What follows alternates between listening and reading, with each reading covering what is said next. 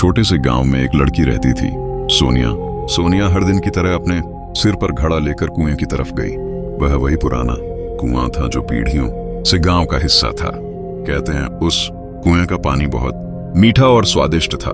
एक दिन सोनिया को उसकी माँ ने गांव के उसी कुएं से पानी लाने के लिए भेजा। जब वह कुएं के पास पहुंची तो उसने देखा पास ही मिट्टी के नीचे कुछ चमक रहा है। वह घुटनों के बल बैठी और थोड़ी मिट्टी हटाई।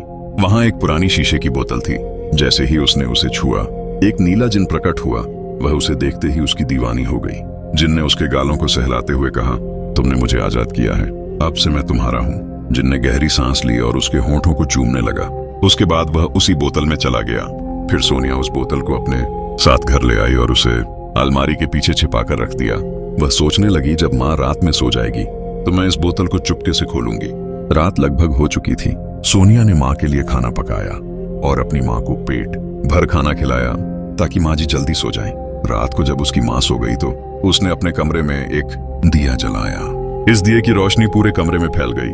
फिर वह अलमारी के पीछे गई और बोतल को हाथ में लिया। जैसे ही उसने बोतल का ढक्कन खोला, नीली धुएं जैसी रोशनी कमरे में फैल गई। धीरे धीरे इस धुएं के बीच से वही जिन प्रकट हुआ। वह मुस्कुराया। उसकी आंखों में गहरी चमक थी। वह चलते हुए उसके पास आया और उसके गालों को सहलाते हुए बोला, मैं अब से तुम्हारा हूँ, तुमने मुझे आजाद किया है।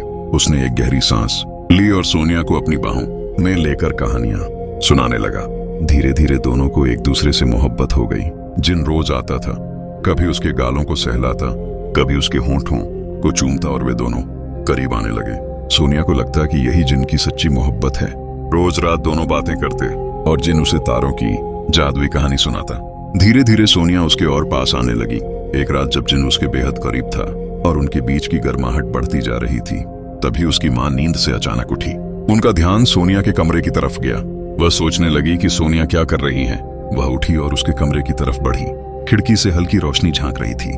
वह खिड़की के पास गई और देखा सोनिया कमरे में जिन के साथ मदहोश हो रही थी। इतना देखते ही उसकी माँ वहीं खिड़की के पास छिप गई। जिस तरह जिन उसे चूम रहा था और बाहों में भर रहा था, यह देखकर उसकी माँ हैरान रह गई। इसी पल कुछ अजीब हुआ। राजेश्वरी देवी की आंखें उस जिन पर टिक गईं। रात का पूरा दृश्य उन्होंने देखा। अगले दिन जब सोनिया घर से बाहर गई तो राजेश्वरी देवी ने घर के सारे दरवाजे और खिड़कियां बंद कर दी और उस बोतल को ढूंढने लगी। अलमारी के अंदर, बिस्तर के नीचे उन्होंने घर के हर कोने में ढूंढा, लेकिन उन्हें वह बोतल नहीं मिली। तभी अचानक उनकी नजर अलमारी के पीछे पड़ी। वहां एक चमकती हुई बोतल थी। उन्होंने बोतल उठाई और उसका ढक्कन खोला। तभी बोतल से वही नीली रोशनी चारों तरफ फैल गई। अब राजेश्वरी देवी भी उस जिन को महसूस करने लगी।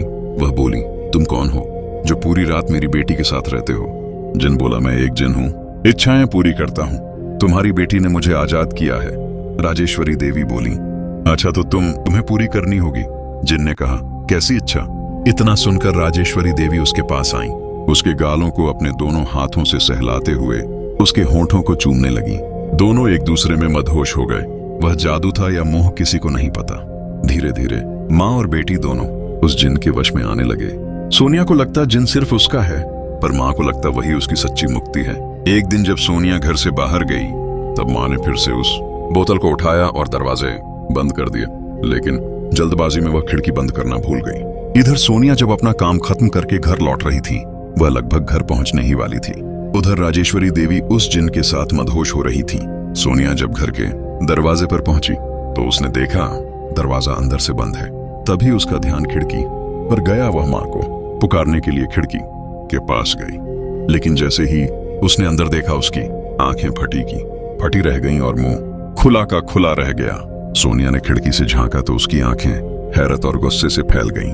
वहां कमरे में उसकी माँ राजेश्वरी देवी जिन के साथ उसी तरह मदहोश थी जैसे वह खुद रातों को होती थी। जिन की नीली चमक माँ के चेहरे पर फैल रही थी। उसके हाथ माँ की कमर पर थे और माँ की आंखें बंद, होंठ जिन के होंठों से जुड़े हुए। सोनिया के हाथ से घड़ा गिर पड़ा। माँ! उसकी आवाज कांप गई। दरवाजा खुला था। वह अंदर दौड़ी। जिन ने फौरन खुद को पीछे खींचा, लेकिन राजेश्वरी देवी अभी भी जादू में डूबी हुई थी। सोनिया ने माँ का बाजू पकड़ा और खींचा। ये क्या कर रही हो तुम? राजेश्वरी देवी की आंखें खुली, शर्म और हैरत दोनों एक साथ। जिन खामोश खड़ा था। उसकी आंखों में अब कोई मुस्कुराहट नहीं थी, सिर्फ एक गहरी चमक। सोनिया बेटी, माँ की आवाज लड़खड़ा रही थी। लेकिन सोनिया ने जिन की तरफ देखा। तुमने कहा था तुम सिर्फ मेरे हो। जिन ने धीरे से सिर हिलाया। मैं आजाद हूं सोनिया, आजाद जिन किसी एक का नहीं होता। तुमने मुझे बोतल से निकाला, लेकिन मेरी ताकत, मेरा जादू, वह सबके लिए है जो उसे चाहे। सोनिया के आंसू बह निकले। तुम झूठे हो। राजेश्वरी देवी आगे बढ़ी। नहीं बेटी, वह झूठा नहीं, मैंने खुद उसे बुलाया। मैं तन्हा थी। तुम्हारे बाप के जाने के बाद सोनिया पीछे हटी। तुम दोनों ने मुझे धोखा दिया। वह बोतल की तरफ दौड़ी, उसे उठाया और उसे जमीन पर दे मारा। शीशा टूट गया, नीला धुआं उठा। जिनकी आवाज गूंजी, तुमने मुझे दोबारा कैद कर दिया, लेकिन याद रखो, जादू कभी खत्म नहीं होता। धुआं बिखरा, जिन गायब हो गया। कमरे में सिर्फ माँ और बेटी खड़ी थी। राजेश्वरी देवी ने सोनिया की तरफ हाथ बढ़ाया। माफ कर दो बेटी, सोनिया ने हाथ झटक दिया। तुमने मेरी मोहब्बत छीन ली। वह बाहर निकल गई। गांव के उसी कुएं के पास पहुंची जहां सब शुरू हुआ था। वहां बैठी रोई। रात हुई। चांद ने कुएं के पानी पर चमक बिखेरी। अचानक पानी में एक नीली चमक नजर आई। एक नई बोतल पानी के अंदर चमक रही थी।